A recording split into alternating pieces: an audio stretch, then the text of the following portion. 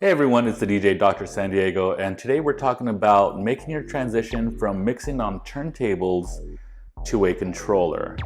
Okay, so if you're mixing on turntable, there are certain techniques that you use that cannot transfer over to a controller, and I'm going to go over those right now. So obviously you have your pitch slider here, slows the song down or speeds it up. And you know, when I do these videos, I want to make sure that they're very basic. So when you're playing a song at 0, it's playing it at the true BPM or the tempo. BPM stands for beats per minute. It's basically talking about how fast the song is, the tempo of the song. The higher the BPM, the faster the song. The slower the BPM, the slower the song. And so if I'm playing a song that plays at 100 BPMs, and I move the pitch slider to increase the pitch to 2. Now it's playing at 102.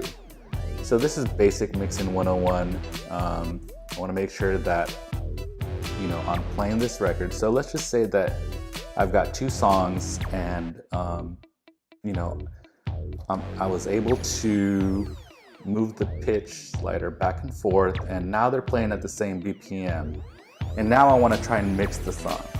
Okay, so I'm gonna simulate the fact that we're mixing a song, and you know, you want to speed up a song, speed up this record to kind of match the other record. One way to do it is just to kind of give it a little nudge forward, right?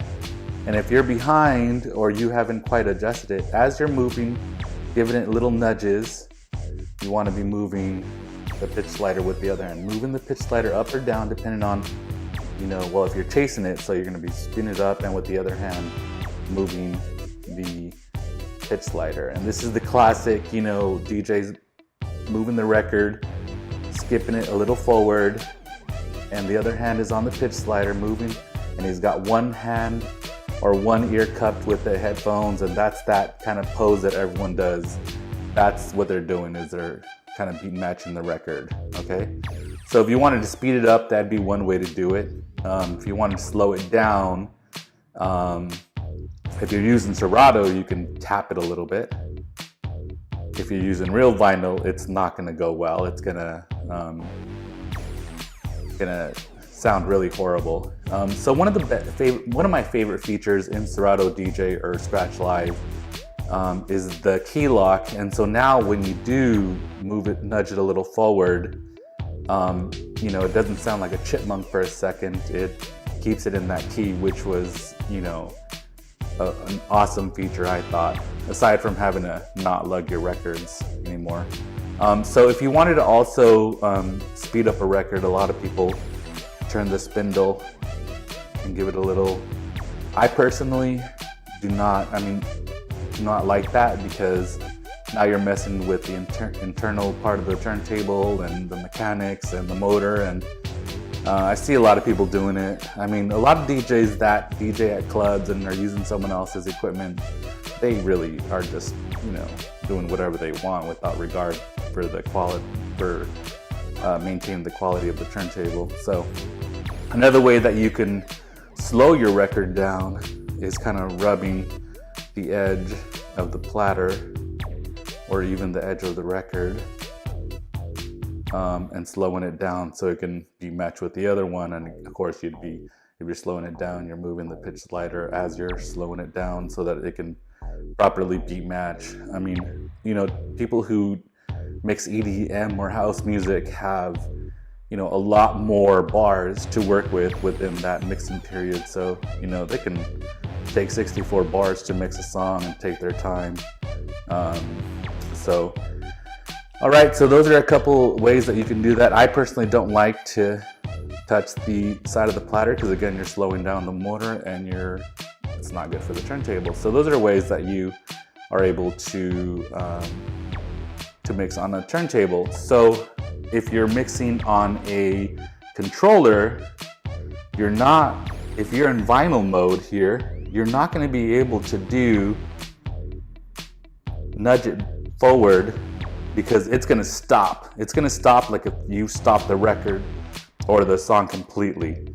Okay, you got to take it off vinyl mode, or the easier way is to just grab it from this plastic part that is not touch sensitive and impacting the song. It's only going to advance it a little bit. So just touch the side of the record. If you're using one of the Pioneer CDJ products, this section, this plastic section is a lot bigger, it's higher. So, and also when you're advancing it or regressing it, the song, slowing the song down or speeding it up, it moves slowly. So it's not like on a record where you nudge it just a little bit and it's going. On here, you can move it a quarter of a turn and it's like if it's a small little nudge, okay?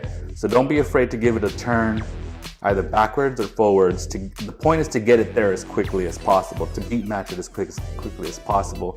Some guys like to perpetrate and do it real slow and look cool, but really the point is to get it to that part as quickly as possible. And once you've adjusted it, you can make that changes. I've seen so many advanced DJs that have been mixing on turntables for years not get this concept. You cannot do that nudge, grab it from the side and move it forward. I know you're wearing the cool hat and I know you're using phrases like that's what's up, but take the time to learn how to mix on a controller and learn all the different, systems that are out there, because eventually you will be left behind. I would say those are the main things: advancing the controller, the song on the controller, regressing it. Those are the main things that you need to know. All right. I hope you learned something from this video. If you're going from a controller to a turntable, you should now know, the small differences that are that you need to have. I mean, obviously, for those people who've only learned on the controller, now you've got the